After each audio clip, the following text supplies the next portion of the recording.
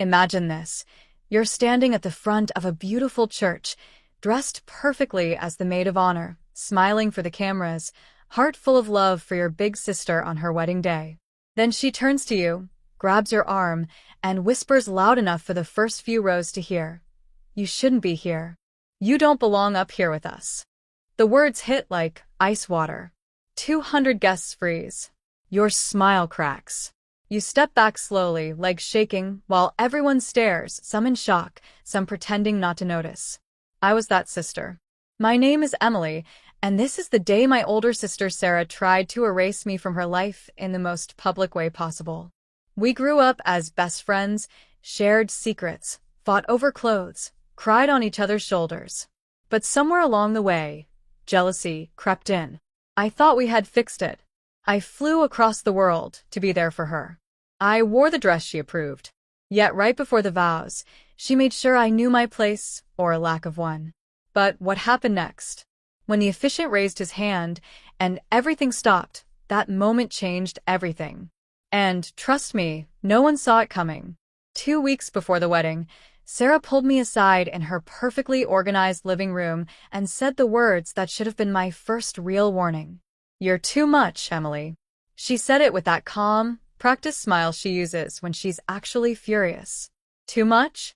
Me? The sister who dropped everything in South America, booked the first flight home, and spent $3,000 on the exact emerald green dress she pinned on her secret wedding board? I laughed at first. Nervous laugh. The kind you do when your brain refuses to process what your ears just heard. Sarah was always the golden child. Valedictorian. Engaged at 25 to Michael, the nice, stable accountant with the nice, stable future. She planned her life the way people plan Pinterest boards, every detail coordinated, every color palette approved. I was the opposite. I quit my corporate job at 27, moved to Patagonia to guide hikes, learned Spanish by getting lost in markets, came back with sun-bleached hair and stories that made people lean in at dinner parties. She used to love those stories. Used to beg me to tell them again. Then somewhere along the line, they stopped being cute. They started being threatening. I tried to fix it. I offered to step down as maid of honor. If I'm too much for your elegant vibe, I get it. I can sit in the third row. She shook her head fast. No. You have to be up there. For the photos. Mom and Dad would have wanted the whole family in the pictures. That sentence stung more than the too much part. Have you ever had someone use your dead parents as emotional blackmail while smiling? I swallowed it.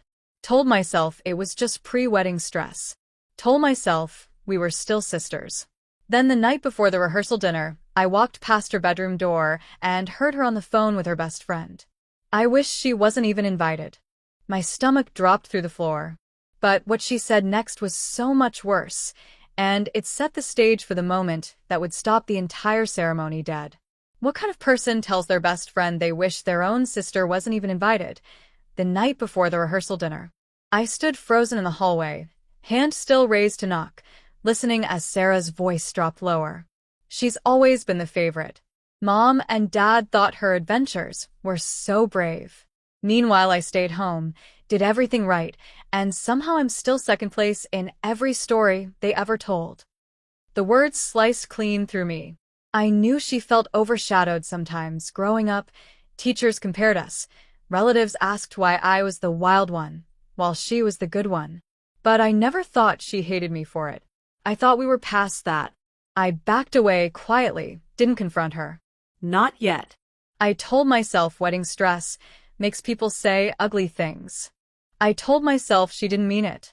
The next morning at brunch, she was all smiles again. Hugged me in front of everyone. Called me her rock. The contradiction was dizzying.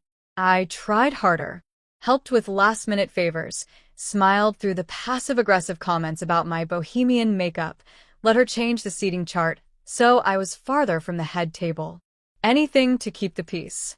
But the resentment kept leaking out in tiny, sharp ways. A sigh when I talked about my latest trip. An eye roll when someone complimented my dress. A whispered, "Not everything is about you," when I suggested a toast for our parents. By the time we lined up for the processional on the actual wedding day, I was exhausted from pretending everything was fine. Then, the music started. Sarah turned to me, eyes cold, and whispered the line that would echo in my nightmares. But what she didn't know, what none of us knew, was that Pastor David had been listening to her confessions for months. How long had Pastor David known about Sarah's resentment, and why hadn't he said anything until the absolute worst moment? The wedding day dawned bright and perfect, like something out of a magazine. Flowers everywhere, guests in their finest.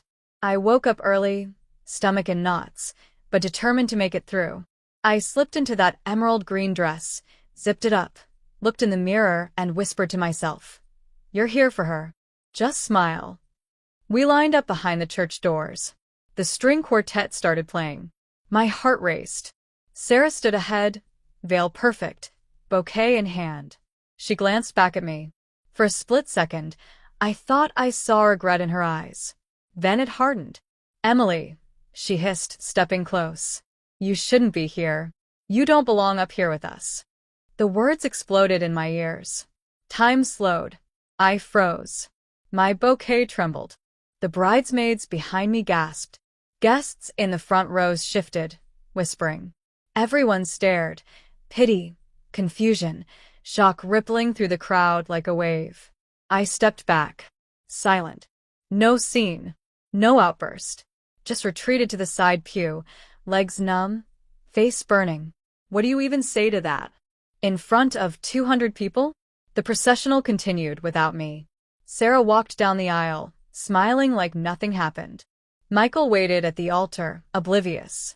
Pastor David started the ceremony, voice steady. Then, right before the vows, he paused, raised his hand, looked straight at Sarah. And what he said next exposed everything she thought was hidden, turning her perfect day into total chaos.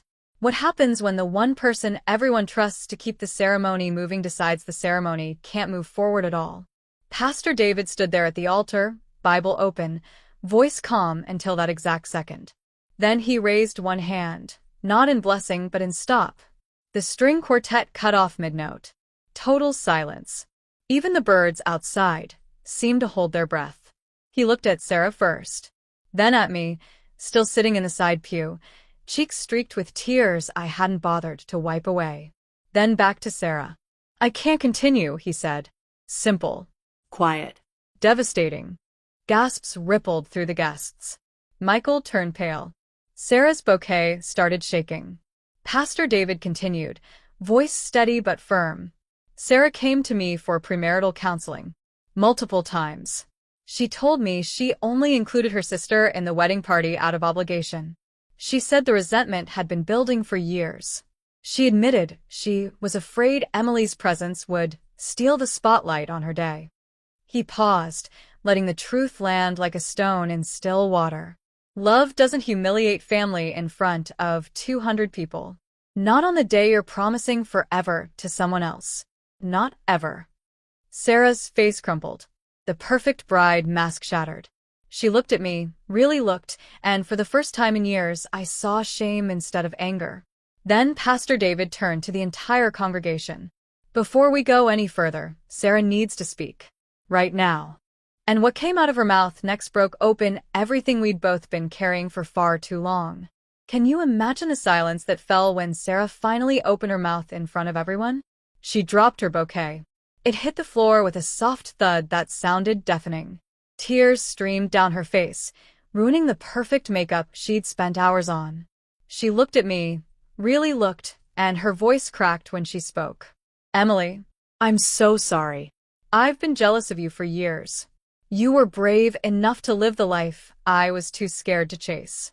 Mom and Dad adored your stories, your freedom. I stayed safe, followed every rule, and still felt like I was never enough. I thought if I pushed you away today, I'd finally feel like the main character. But I just made myself the villain." The confession hung there. Raw. Ugly. Honest. Michael reached for her hand.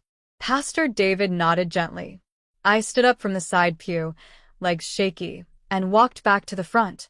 Not out of obligation. Out of love. The messy, complicated kind that survives betrayal. I hugged her. She sobbed into my shoulder. The guests started clapping, slow at first, then louder. The ceremony continued. Vows were said with real tears this time. Rings exchanged. A kiss that felt earned. That day didn't just save a wedding. It cracked open years of silence between us. Family isn't about perfection. It's about surviving the worst moments and choosing each other anyway. Have you ever had to forgive someone who hurt you on what was supposed to be their biggest day? Drop a heart below if this hit home, and tell me, would you have walked away or stayed? Subscribe if you want more stories like this. Next one drops Friday. You won't believe what happens when a brother crashes his sister's vow renewal.